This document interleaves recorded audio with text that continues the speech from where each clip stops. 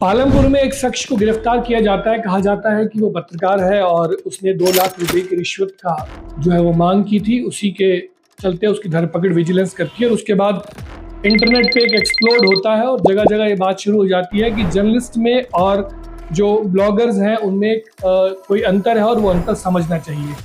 इसी बात पे बात करते हुए कुछ लोग कहते हैं कि सरकार का जो IPR डिपार्टमेंट है, इंफॉर्मेशन पब्लिक रिलेशन डिपार्टमेंट है, उसको लिस्ट जारी करनी चाहिए कि उनके साथ एक्रीडेटेड जर्नलिस्ट कितने हैं। कुछ लोग ये बात करते हैं कि जो नारद मुनि हैं, ये कैमरा लेके घूमते हैं, इनकी वैधता को लेकर वो सवाल उठाते हैं, लेकिन इतने महान ऋषि नारद मुनि जिनके बारे में शायद वो जानते भी नहीं, उनका नाम बीच में लेते हैं। हम यही सवाल करना चाहेंगे कि जब सरकार ही ये तय करेगी कौन पत्रकार है कौन नहीं है, तो क्या प्रेस नोट जर्नलिज्म को बढ़ावा नहीं मिलेगा?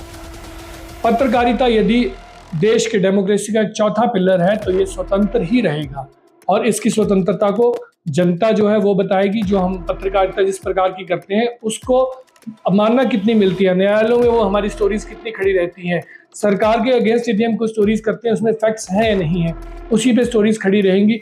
तभी पत्रकारिता की मान्यता मुझे लगता है कि वो ज़्यादा से ज़्यादा रहेगी। और जिन नारद ऋषि की हम लोग बात करते हैं, पत्रकारों के साथ उनका नाम जोड़ के हमें उनका इतिहास भी देखना चाहिए कि उनका जीवन अभी तक सकारात्मकता को फैलाने के लिए ही रहा है। जितने भी बड़े बड़े हमारे इतिहास सनातन में जो प्रहलाद और ध्रुव जैसे बड़े बड़े जो भगत हुए, जो बाल्य अवस्था में जिन्होंने भगवान की प्राप्ति की, उन सबको दिशा देने वाले नारद जी थे। और आज जितने भी हमारे हिंदू शास्त्र रचे गए हैं उनके भी कहीं ना कहीं प्रेरणा स्रोत वो नारद ऋषि रहे।